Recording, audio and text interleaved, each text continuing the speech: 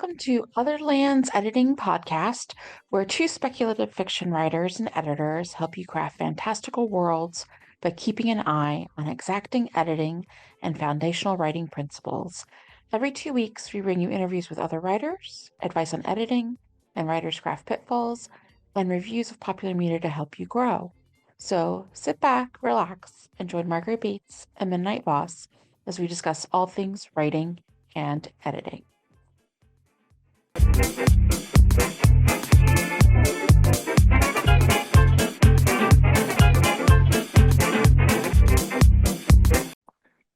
Hi, this is Margaret Bates, and we're coming to you with a mini-sode from the Other Lands Editing Podcast because we have a little event we're involved with that's coming up in October. Want to say hi for everybody, Midnight? Hi.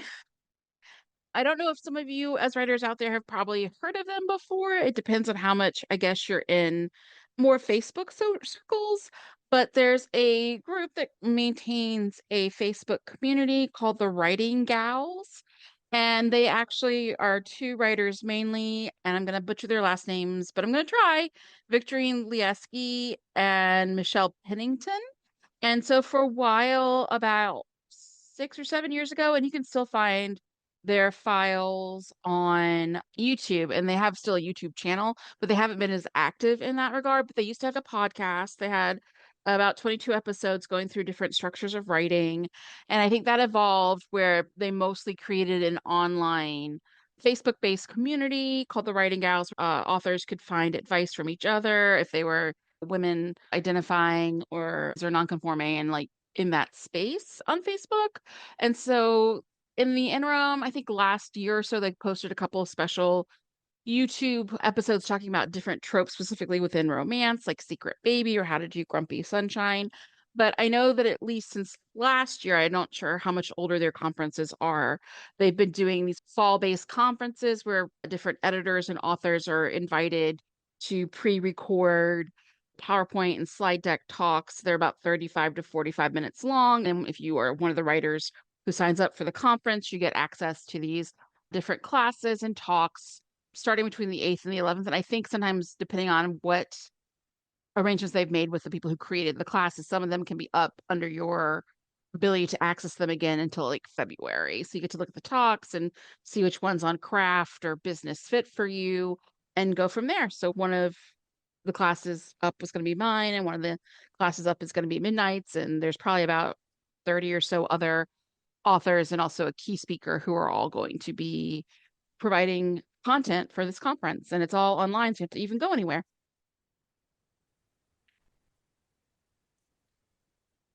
So for this conference, since we each got able to pitch an idea, separate ones, and get approved for it, I was talking on more the craft store idea because it is under the craft column, but it's also a little bit of mindset because mine is talking about essentially rescuing your WIP from being a RIP. So if you've gotten through either drafts of or even halfway through a book that's been on your to-do list and you got stuck, it's how you reassess where you are and then start going back to get it finished. Because I know for a lot of people, sometimes you just get stuck and then you just never come back and it becomes something on your hard drive or in a file drawer and you look at it 5 years later and go, gee, I wonder how that would have ended scenario. So that's the one I'm focusing on.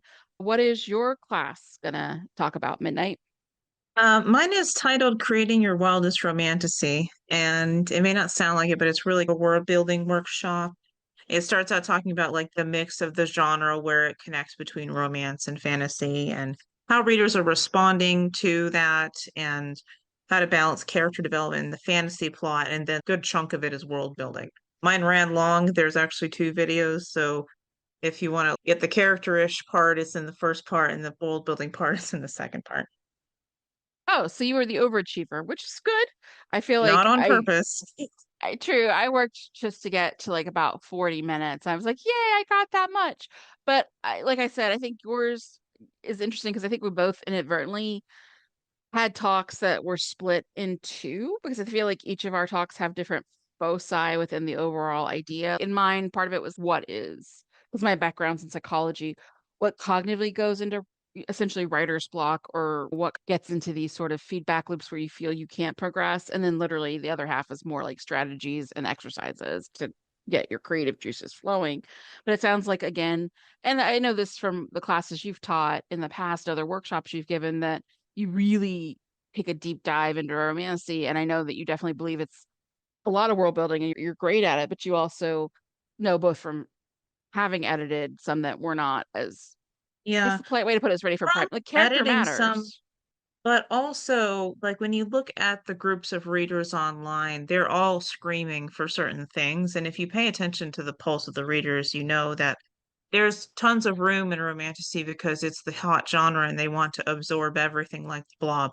And Huh. but then no, it's like they will get you in there even if that wasn't considered romantasy 5 years ago. When you're like, all right.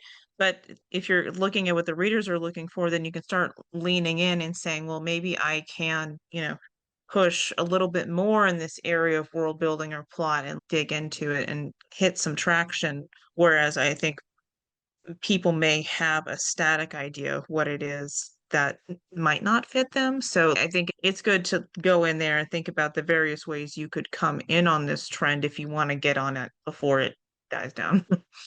Yeah, that's the cyclical nature of trends, as I've already heard people be like, I like romancy, but my docket as an agent is full. What about this? And I also Yeah. noticed as an editor that a lot of people, I both feel that what is romantasy has expanded its own definition, but I also feel like people have tried to shove other species, and we've had this conversation before, that didn't start out as more the romantasy type. Okay, we used to be a lot of fairies, but now you'll see some vampire ones. Like it has become this thing where if you're writing anything that might be kind of speculative, that's not flat out sci-fi, all of a sudden they're like, can we shove it into like a romantasy? I've seen that trend for like, cozy fantasy to try and get subsumed in it. I'm like, you are opposite kind of things. I think a cozy fantasy is almost like the cousin to urban fantasies. They're low stakes, but they're still mostly in our world. But yeah, romancy is definitely that sort of blob you're talking about. I like it, but I can definitely see where it's becoming more Yeah. nebulous in the boundaries. And so that's been good to be able to have a class to explain here, this is what I still see as tenets of how you have successful world building for this. And also, hey, Yeah. part two, don't forget your characters need to exist and be well Yeah, we rounded and need have those. We goals. need both because that's what people are complaining is that they're not getting those core elements to it. So if you lean into those, you might be able to hit more success, I think. Yeah, I think that's really an important thing to look at is just having the key parts in place and not shirking one or the other. Or if you're going to jump on a trend and you're not as well read in it yet, then knowing what are audience expectations, which is something that always flummoxes me because I used to be a ghostwriter, and that's no secret. So even when someone was like, "Oh, here's a new type of subgenre in romance, can you do Motorcycle Club?" I'm like, "Okay," but even if it wasn't my genre, I would go and read a few of the best-selling ones at the time Yeah. to get a feel for it. I feel sometimes there's this missing aspect where sometimes writers don't know the genre they're about to jump into. I say this also looking at other Facebook writers comms, especially the sci-fi and fantasy ones, and they'll be like, I have a first draft and I'm looking for a beta reader or whatever, and it's 300,000 words, and you just know that they didn't check what traditional publishing's like page length is or it's such a word count. So I can't stress enough how important it is to know what the genre you're jumping into is, what the audience expectation for it in general is. And I'm glad that your class will offer those kinds of tools. As I mentioned, we are not the only people offering classes. In a little bit, I'll talk about some of the ones for this 2025 conference year that I'm looking forward to trying as well. I will say that one of the things that was nice is that when we finished submitting our classes and could register as instructors for this year's conference, we were able to get into sort of what they held over as talks that the two founders, Michelle Pennington and Victorine Lieski, had from last year. So you could get a feel for the quality of what's going on and what's been presented previously to be like, okay, I see what they usually give as a standard. Just where I can expect, hopefully, some of these other 40-minute classes to feel and give that kind of takeaways for me this year as well. So I watched a couple, I guess I watched three. One of them I watched was called Crafting and Revealing Backstory. That was one of Michelle's. And what I appreciated with that is I could tell she was writing it from the perspective of someone in the writing community who'd seen people struggle a lot with not just how to reveal backstory, but how to reveal backstory without info dumping or swamping the first part of a book. So she gave some sort of, don't everything doesn't one size fit all, but some benchmarkers of maybe you establish where your character is in the first 10% of the book, and then maybe for the next 40%, you start dropping breadcrumbs. If you want to start having one or two heavy lifting flashbacks, make sure it's past the midpoint of the book, and just how to find different ways through different types of narrative formats to progress and dump into the backstory, like portion it out and talking about how yes, people want to jump to flashbacks, also guilty sometimes as charged, but that you can do it through not just narration, but also certain things the characters think or feel or how they react in a scene and not going too far into detail. I liked that one of her tips was you can't just have people info dump at each other or speak like in dialogue. It's just 10 pages of talking from one person. But she did say, and I think this is always true, like you can strategically pick a moment or two within the bulk of a full 80,000 word book where you can bend that rule a little bit. So she had an example from one of her own books where the heroine talks for like half a page, but it's one of these emotional cresting moments where she's talking about how hard her childhood was to the hero. And she's saying, when I was little, one of my happiest memories is actually one day at school, pretending the lunch lady was, or the cleaning lady was my mom and helping her clean that day. And she split a tuna sandwich with me. And it was just so nice because my other mother, my actual mother, was an alcoholic, so I never got any support or even a lunch from her, and it was really sad. And usually people don't barf out their life story, but you could tell that, Yeah. and she was explaining it where it had come in the book. She had hit like a catharsis moment, and she had to get it off her chest. Yeah, I did take a look at like I didn't look as many as you did, but I did find time to take a look at that one quickly. And I think what's useful about that is you may have, as a reader or writer, had inclinations towards those, but having examples and some benchmarks, as you say, for what you're supposed to do is useful, at least of having the framework for it. And that's what looking at craft study does for you. Like it may feel like, okay, I just want to write. Can I just write? And you can, but the way that writing works is the more that you read other people's stuff, the more you evaluate, the more you get a language for it, the more you're able to do things deliberately. And I think that that one in particular will be useful for that. Yeah, I think that's true. I suppose bring it back to writing fiction and something I don't know anything about in reality. I was a musician, but it was very bad violin. But like jazz, just improvisational jazz, the only reason it works the way it does is because they've already practiced all their scales and played their John Philip Sousa, and they know how to do actual, jazz or music where the rules are very set. Like you can't break the rules selectively until you know why you can or can't get away with that. Again, like with Michelle's example, she's pretty much played the rules of quick moving dialogue that goes through and forwards the scene. And she saved up for that one opportunity to be like, okay, she's met her emotional peak. She's got to let it all out.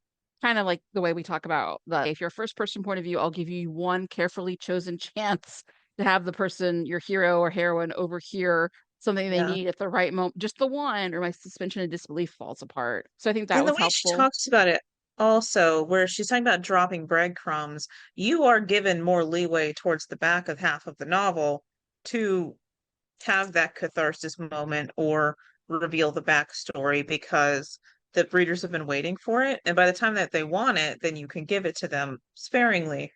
But the longer you tease them, the better it is because the more they want it.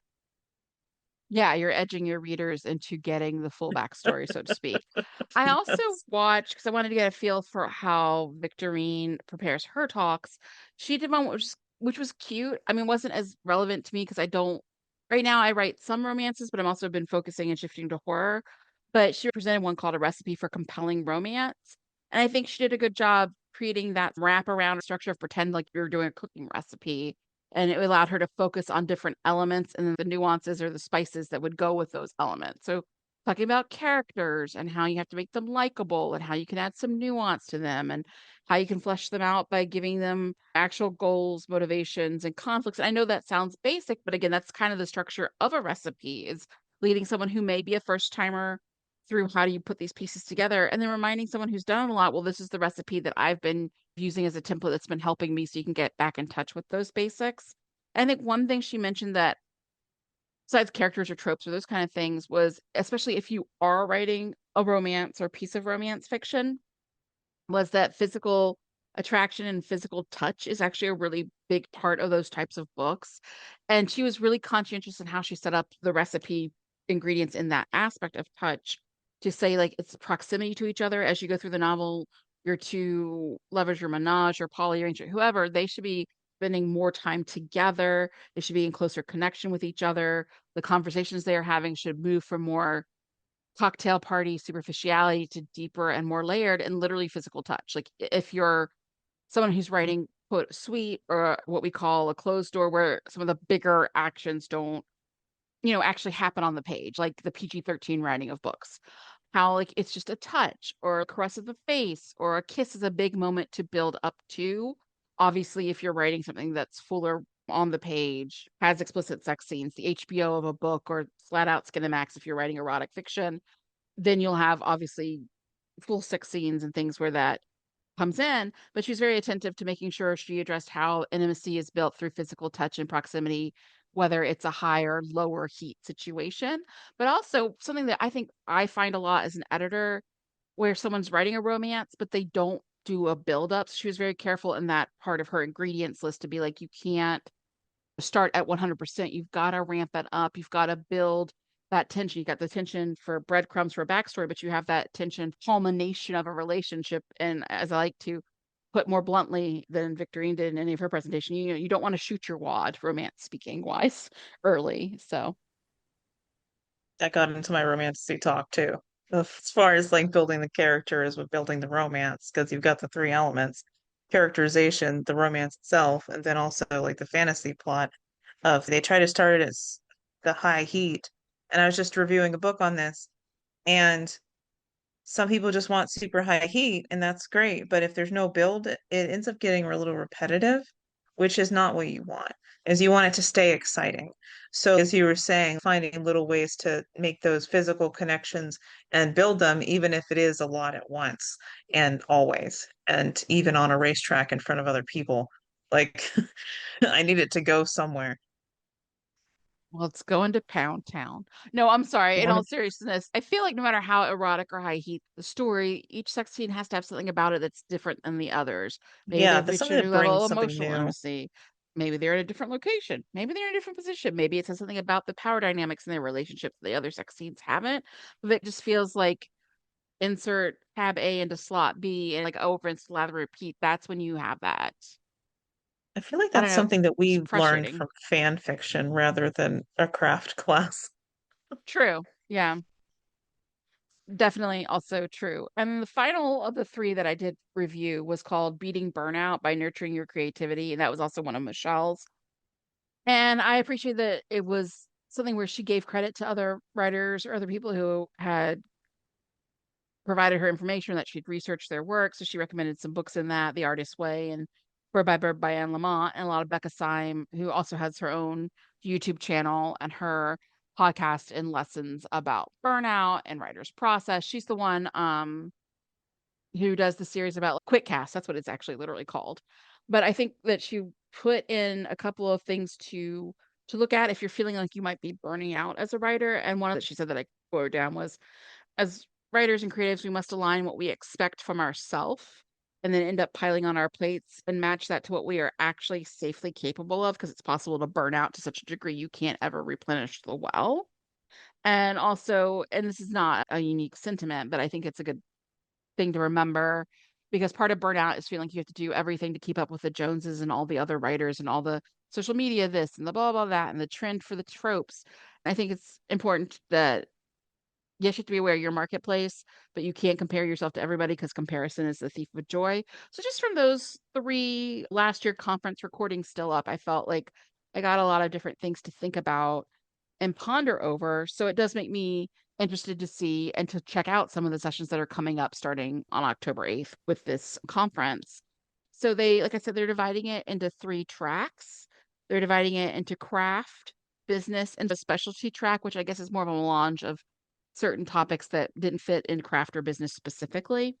Mhm. Under craft, I'm actually really curious to see the one by Michelle Pennington again, both because I think she's a good presenter, but also it's called Where Romances Go Wrong. And I think it's really great to see, like you were mentioning earlier, like you're reading a book, you're seeing how people you like as authors do and manage things like building out backstory. But I also think sometimes you can learn a lot from a book where it's failed or where as a reader you had a strong reaction to why you didn't like it. And you can be like, okay, this is where I think this didn't work. And this is something that I want to be mindful of and avoid in the future. I think sometimes it takes both learning from good examples and learning what not to do from less stellar examples that can help round out your education and your craft knowledge. Yeah. From the business track, I chose Automating Socials, the No Stress System for Authors by Chell Honaker. And I just like to think of ways to, everybody's got socials, everybody's got different things they check up in, whether it's Instagram or the Facebooks or podcasting, and whatever you can do to help automate some of the in betweens or automate things like newsletters as social outreach. It's just one less thing on your plate sounds nice. And then under the specialty track, I wanted to check out the Susan Myers Silencing the Inner Critic, Overcoming Imposter Syndrome, Embracing Perfection, because I tend to have that problem where I make perfect the enemy of good. I know that about myself and I get a lot of stress from there. But I will also give a special shout out to the How to Be a Healthy Author by Lisa Swinton, because that's also personally on my mind a lot lately. So, Midnight, what were some of the upcoming talks that you might be interested in? Um, well, I'm definitely going to watch yours because this is probably the first time we've had one of those where we didn't talk about it before. I have several workouts in progress that I want to rejuvenate over the next month, but also into the craft section. There are a lot of interesting ones under the craft. I looked at the one that says From Flat to Fierce, Developing Unforgettable Character Arcs. There's one right above it of writing authentic male love interest. Now, I don't tend to write head, but like I would like to see what the conversation around that is. So those would be really interesting to me. I could probably list half of them under the craft, but I'm not as into business, and that means that there are some under there that I should probably look at. Of the ones that are of most interest to me, the building blocks of cover design, I'd probably take a look at because I have done covers for people, but I don't do it as frequently because I know that people are just, it's a whole thing. So I'd like to see what people are talking about with that and maybe like selling books at craft fairs from Julie Kramer. Under the specialty, obviously, I'm going to look at the one that there's one from SD Semper that's Mr. Darcy's Autistic, Neurodivergence, and Mental Illness in Media. I would like to look into what they're saying about that and having protagonists who are neurodiverse because a lot of mine are. So those are the things that I'm interested in right now. Yeah, my eyes had roamed over it and I hadn't seen the one about writing a more authentic male love interest. Because I will write head, but sometimes I write male male. But I don't know. I think because I've been in a lot of critique groups over the years with aspiring romance writers, and this goes back like a decade. And sometimes I just will read early drafts from sometimes the writers are newer. Sometimes they've had a few books under their belt, and sometimes just reading how they write men comes out as like locker room jerk is the default for men where they're just cursing a blue streak and really gross about women, which is probably true for some guys, but not necessarily the way I'd want to read a hero who's kind of doing that. But sometimes become this overcompensation. So I would be interested to see what her take is on it, speaker's take is, because sometimes I feel like the overcompensation is like, well, guys don't think about their feelings, or guys are going to curse a lot, or guys are only going to be interested in physical attributes because all they think about is sex, or guys, like how have we in Yeah. all truthfulness, like to say patriarchy hurts everybody because it hurts men by putting them in these very tiny boxes. Sometimes I feel like that gets reinforced, even with women romance writers often who are writing their ideal heroes, but they still try and slot them into these very restrictive, well, he can't have but three emotions role. And I find that frustrating. Yeah. I think And it comes about in part like you're trying to, it's so pervasive to have first person alternating that they mhm. don't really know how to make the male character sound distinct. So he just swears a lot and sounds like a teenage boy. And I think that's kind of funny because for my characters, the character that swears the most is an adult woman.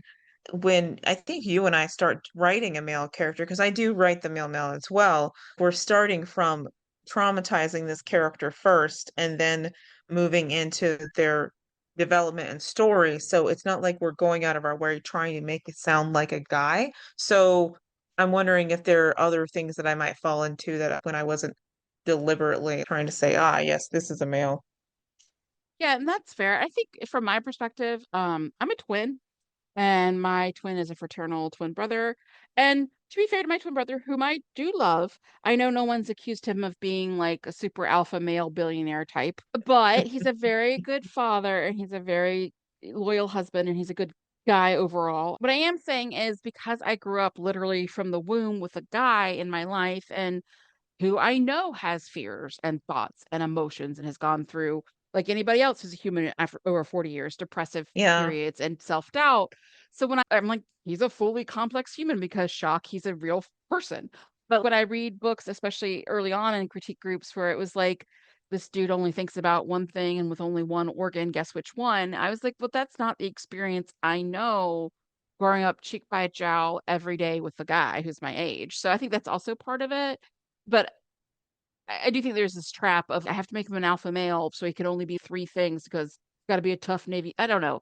I think that's also why, even if I weren't queer, I'm also drawn. I mean, I am, but like queer romances are a little bit easier because I feel like whether you're writing me characters or two women or two guys or poly or whatever, I feel that because the queer community pushes back on really rigid roles and really rigid gender norms, you're allowed to have characters that can have like fluctuations of traits and fluctuations of how they react to the world. And some can be more emotional, some can be more taciturn, but it doesn't feel like the way in some types of standards of het romance where it's super alpha male focused. Not all romances are. There's been a rise in the last 6 or 7 years of beta males or also the cinnamon roll heroes, that kind of thing. But I think there's just a subset, especially if you see billionaire romances that are the stupid bully trend that I hate, where it's just really abusive, but apparently it's supposed to be sexy, or dark romance, where the guy is basically just written as one or two moods and they're all jerk and horny. yeah. And I feel like that hurts then too. Anyway, that's a talk that's very interesting to me because I feel like sometimes you're right. Maybe it just starts from the I can't make the first person narration sound like a woman. I'll just add a lot of curses or I'll just add a lot of locker room talk. So I will definitely be interested to see where that goes. Now, the Writing Gals conference is going to be signups and the sessions will be accessible starting from October 8th, going through the 11th. I think sometimes, depending on like what package you get with it or what the deals they've signed with some of the teachers for the conferences, some of the videos will still be up at least till February. I don't know if all of them will. Like, I don't know if the keynote speaker talk from Jesse Gussman's only going to be for those 3 days. But I do know some of them will still be up in February, just not like probably all of them. You can sign up. The conference is from the 8th to the 11th. The main rate is $250 for all of the sessions. If, and we'll put this in our show notes in our promotion for the event. If you use the affiliate link, we'll get a little small appreciative percentage, but also you can save $50. So you'll only have to pay $199 for the event.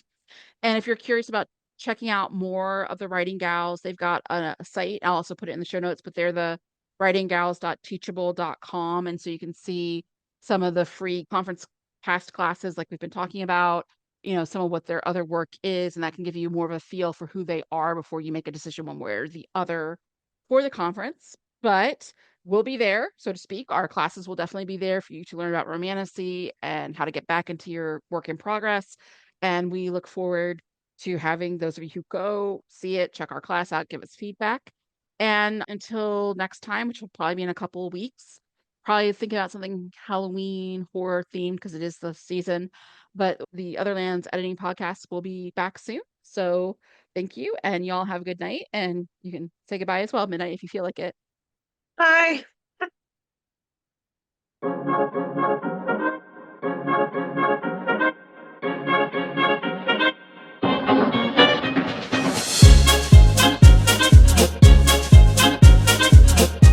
Thank you for joining the Otherlands Editing Podcast. Look for our next episode coming soon, and in the interim, be sure to like, share, and subscribe. Also, if you want more information or want to connect, you can find Margaret Bates and Midnight Voss at our site, Otherlands Editing. Until next time, keep writing and keep refining your words.